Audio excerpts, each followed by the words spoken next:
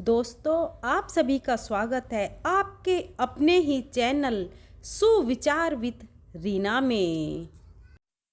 षठ तिला एकादशी संपूर्ण व्रत कथा, पूजन विधि एवं शुभ मुहूर्त। जय श्री कृष्णा। माघ मास के कृष्ण पक्ष में पड़ने वाली षठ तिला एकादशी का व्रत सभी एकादशियों के व्रत में महत्वपूर्ण होता है। इस एकादशी के व्रत में भगवान विष्णु का पूजन दिल से करने का नियम है। इस दिन पूजन में तिल के 6 उपाय किए जाते हैं, 6 प्रयोग किए जाते हैं। इसी कारण इस व्रत को षठ तिला एकादशी कहते हैं। इस दिन तिल खाने का अधिक महत्व होता है। इस व्रत को करने से व्यक्ति को धन धान्य की कोई कमी नहीं रहती है।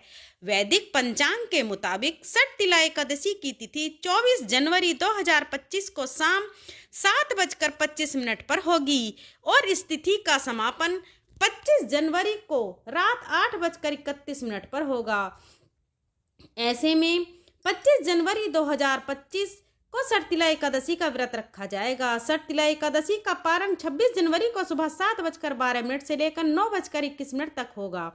इस दिन भगवान विष्णु और महालक्ष्मी जी की पूजा की जाती है। माघ का महीना भगवान विष्णु के कृष्ण रूप को समर्पित होता है, इसलिए आज के दिन भी खास तौर पर आपको कृष्ण भगवान की पूजा करनी चाहिए। इस दिन एकादशी व्रत के नियमों का पूरी तरह से पालन करते हुए आपको व्रत रखना चाहिए। व्रत की कथा पढ़नी और सुननी चाहिए। पूजन के अंत में भगवान विष्णु की आरती करनी चाहिए। पारण के समय तिलों का दान करना चाहिए। ऐसा करने से ही भगवान की कृपा आप पर होती है और सारी मनोकामना पूर्ण होती हैं। प्रिय भक्तों, तो चलिए सुनते हैं षठ तिला एकादशी व्रत कथा और जानते हैं इस व्रत की पूजा विधि के बारे में। भगवान श्री कृष्ण के श्री मुख से एकादशी व्रत का महात्म्य सुनकर श्रद्धा पूर्वक उन्हें प्रणाम करते हुए धर्मराज युधिष्ठिर ने कहा, हे केशव, आपके श्रीमुख से एकादशियों की कथाएं सुनकर मुझे असीम आनंद की प्राप्ति हुई है। हे मधुसूदन, कृपया कर अन्य एकादशियों का महत्व सुनाने की भी कृपा करें। तब भगवान श्री कृष्ण मुस्कुराते हुए धर्मराज से कहने लगे, हे धर्मराज, अब मैं माघ मास के कृष्ण पक्ष की षठ तिला एकादशी व्रत की कथा सुनाता हूँ। इसे तुम ध्यान पूर्वक सुनो।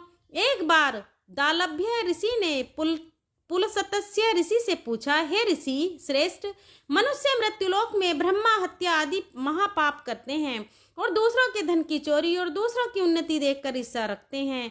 ऐसे महान पाप मनुष्य करते हैं और बाद में शोक करते हैं और इससे बचना चाहते हैं कि हे भगवान, यह हमने क्या किया? मनुष्यों को नरक से बचाने का क्या उपाय है?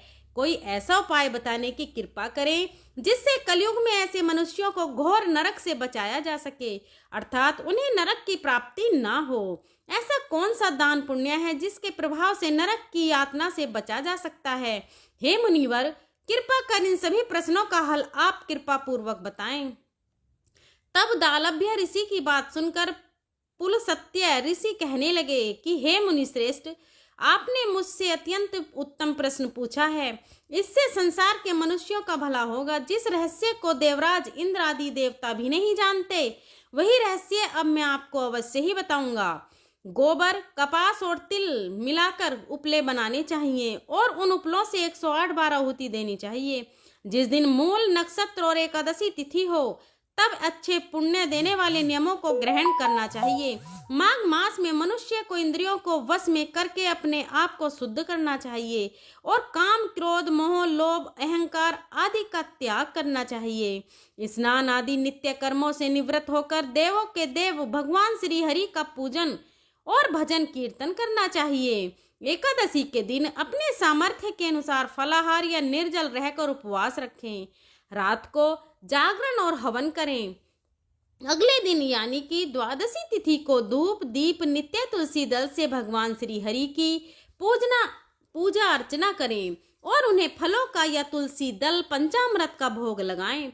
उस दिन भगवान विष्णु को आप पेठा, नारियल, सीताफल, पान, सुपारी सहित अर्घ्य अवश्य दें। इसके बाद उनकी स्तुति करें कि हे जगदीश्वर, आप निराश्रितों को शरण देने वाले हैं। हे कमल नयन, हे मधुसूदन, हे जगन्नाथ, हे लक्ष्मीपति, आप श्री लक्ष्मी जी सहित मेरे इस अर्घ्य को स्वीकार कीजिए। इसके बाद ब्राह्मण देवता को आप अपनी सामर्थ्य के अनुसार तिलों से भरा हुआ घड़ा और वस्त्र, दान, दक्षिणा, भोजन इत्यादि जरूर दें। अगर संभव हो तो ब्राह्मणों को गौ और तिल का दान करना चाहिए। इस प्रकार मनुष्य जितने तिलों का दान करता है उतने ही सहस्त्र वर्ष स्वर्ग में वास करता है। इस दिन तिलों का इन 3 प्रकार से प्रयोग अवश्य ही करना चाहिए। तिल से स्नान, तिल का उबटन, तिलोदक, तिल का हवन, तिल का भोजन और तिलों का दान। इस प्रकार 6 रूपों में तिलों का प्रयोग करना चाहिए। इससे अनेकों प्रकार के पाप नष्ट हो जाते हैं। ऐसा कहकर पुलस्त्य ऋषि ने कहा, अब मैं आपको एकादशी की कथा सुनाता हूँ। एक बार नारद जी ने भगवान श्री हरि से षट तिला एकादशी का महात्म्य पूछा। वह कहने लगे, हे प्रभु, आप मेरा प्रणाम स्वीकार करें। नारायण नारायण प्रभु, षट तिला एकादशी के उपवास का क्या पुण्य प्राप्त होता है? उसकी क्या कथा है? कृपया कर मुझसे कहिए। नारद जी की प्रार्थना सुनकर भगवान श्री हरि कहने लगे, हे नारद, मैं तुम्हें प्रत्यक्ष देखा और सत्य वृतांत सुनाता हूँ। तुम इसे ध्यान पूर्वक सुनो। बहुत पहले मृत्यु लोक में एक ब्राह्मणी रहती थी। वह सदा व्रत उपवास किया करती थी। एक बार वह 1 महीने तक उपवास करती रही, जिससे उसका शरीर बहुत दुर्बल हो गया। वह बहुत बुद्धिमान थी, लेकिन फिर भी उसने देवताओं और ब्राह्मणों के निवृत्त कभी भोजन, अन्न आदि का दान नहीं किया। लेकिन इसे बैकुंठ लोक भी प्राप्त नहीं हुआ, क्योंकि व्रत करके उसने अपने तन को तो शुद्ध कर लिया है, लेकिन कभी भोजन, अन्न आदि का दान नहीं किया। ऐसा चिंतन करके मैं मृत्यु लोक में गया और उसे ब्राह्मणी से अन्न की भिक्षा मांगी। जिस पर ब्राह्मणी कहने लगी, हे योगीराज, आप यहाँ किस लिए पधारे हैं? तो मैंने कहा कि हे देवी, मुझे भिक्षा चाहिए। इस पर वह मुझे एक मिट्टी का टुकड़ा उठाकर देती है। मैं उस मिट्टी के टुकड़े अर्थात पिंड को लेकर ही स्वर्ग लोक को लौट आया। कुछ समय बीतने पर वह ब्राह्मणी शरीर त्याग कर स्वर्ग लोक को आई। मिट्टी के पिंड के प्रभाव से उसे उस जगह एक आम वृक्ष सहित कुटिया मिल गई, किंतु उसने अपने उस कुटिया अर्थात उस घर को अन्य सभी वस्तुओं से खाली पाया, जिससे वह घबरा कर मेरे पास आई और बोली, हे प्रभु, मैंने तो अनेकों व्रत आदि से सदा आपका पूजन किया, किंतु फिर भी मेरा घर अन्य वस्तुओं से खाली है। इसका क्या कारण है? तब मैंने उससे कहा, हे ब्राह्मणी, तुम अपने घर जाओ और जब देव स्त्रियां तुम्हें देखने आए तब तुम उनसे षट तिला एकादशी व्रत का महत्व और उसका विधान पूछना। जब तक वह न बताएं तब तक द्वार मत खोलना। प्रभु के ऐसे वचन सुनकर वह अपने घर गई और जब देव स्त्रियां आईं और उससे द्वार खोलने के लिए कहने लगी, तब ब्राह्मणी ने कहा, अगर आप मुझे देखने आई हैं तो पहले मुझे षट तिला एकादशी का महत्व भी बताइए। तब उनमें से एक देव स्त्री ने कहा, यदि तुम्हारी ऐसी ही इच्छा है तो ध्यान पूर्वक सुनो। मैं तुमसे एकादशी व्रत और उसका महत्व विधान सहित बताती हूँ। जब उस देव स्त्री ने षट तिला एकादशी का महत्व सुना दिया तब उस ब्राह्मणी ने भी द्वार खोल दिया। देव स्त्रियों ने ब्राह्मणी को सभी स्त्रियों से अलग पाया।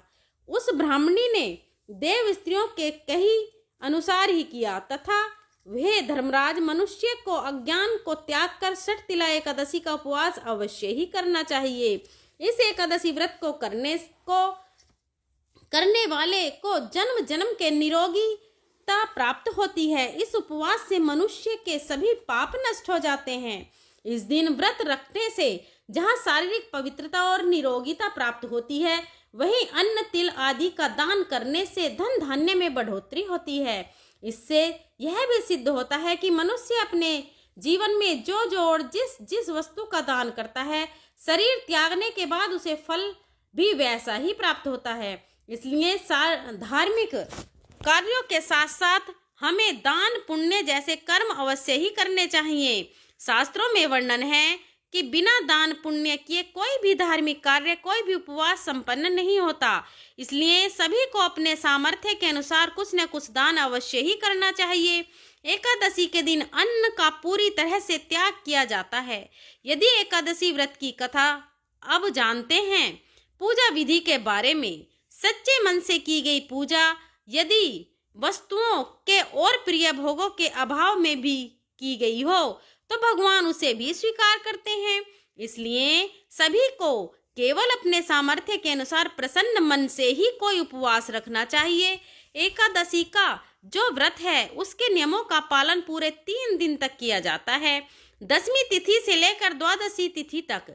इसलिए जो लोग भी इस उपवास को नियमों के साथ करने में समर्थ ना हो, उन्हें केवल पूजा करनी चाहिए, उपवास नहीं रखना चाहिए। क्योंकि कई बार लोग अक्सर पूछते हैं कि क्या हम एकादशी के दिन नमक का सेवन नहीं कर सकते, क्या हम एक समय भोजन नहीं कर सकते। तो देखिए, एकादशी का नियम यही है कि अन्न का पूरी तरह से और नमक का पूरी तरह से त्याग किया जाता है। सबसे पहले 10वीं तिथि को सूर्यास्त के बाद भोजन ग्रहण नहीं करना चाहिए। यदि आपने गलती से लहसुन प्याज का सेवन 10वीं तिथि के दिन किया है तो शाम को सूर्यास्त से पहले सर से स्नान अवश्य करना चाहिए। साफ स्वच्छ वस्त्र धारण करके रात को मन में धारणा करके सोना चाहिए कि अगले दिन आप एकादशी का उपवास रखेंगे। फिर एकादशी के सुबह जल्दी उठकर, हो सके तो ब्रह्म मुहूर्त में, नहीं तो सूर्योदय से पहले उठकर पूजा करनी चाहिए। इस दिन आप भगवान विष्णु की पूजा में चंदन का प्रयोग करें, अक्षत का प्रयोग भूल कर भी न करें। जो दीप आप प्रज्वलित करें उसमें थोड़ी सी काले तिल जरूर मिलाएं। तिलों का प्रयोग चाहे वो सफेद हो या काले हो, आप इस दिन जरूर करें। हवन में काले तिलों का प्रयोग ज्यादा शुद्ध माना जाता है, ज्यादा पवित्र माना जाता है। छोटा सा हवन आप अपने घर में एकादशी और 12वीं तिथि के दिन कर सकते हैं। घर पर आए हुए किसी भी याचक को एकादशी के दिन आप फलाहार दे सकते हैं, आप उन्हें फलों का दान कर सकते हैं, दान दक्षिणा दे सकते हैं। लेकिन जहां तक हो सके अन्न का दान करने से बचना चाहिए। विधि विधान से पूजा करके, मंत्रों का जाप करके व्रत की कथा पढ़ी और सुनी जाती है और फिर सबसे अंत में क्षमा याचना की जाती है। भगवान को भोग में तुलसी दल का, फलों का या फिर आप पंचामृत का भोग लगा सकते हैं। सारा दिन मन में आप भगवान का ध्यान करते हुए उपवास रखें। इस व्रत में आप एक समय फलाहार कर सकते हैं, वह भी शाम के समय। यदि बहुत ज्यादा जरूरी हो तो दिन में आप नींबू पानी का सेवन कर सकते हैं। शहद का त्याग एकादशी के दिन किया जाता है। चावल का पूरी तरह से त्याग करना चाहिए। किसी भी प्रकार से चावल या चावल से बनी हुई कोई भी वस्तु घर में नहीं बननी चाहिए। घर में एकादशी के नियमों का पालन किया जाता है। रात में एक बार फिर से पूजा करें, ध्यान कीर्तन भजन करें, जितनी देर तक हो सके जागरण करें और अगले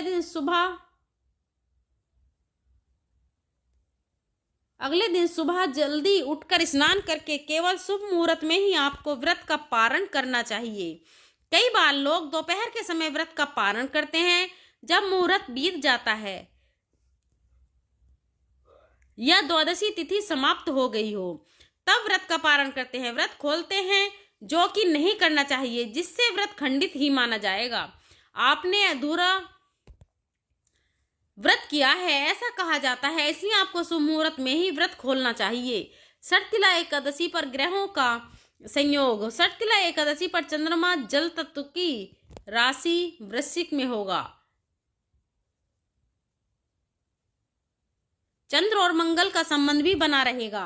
इस दिन सूर्य उत्तराषाढ़ नक्षत्र में होगा, जिससे स्नान और दान विशेष लाभकारी होगा।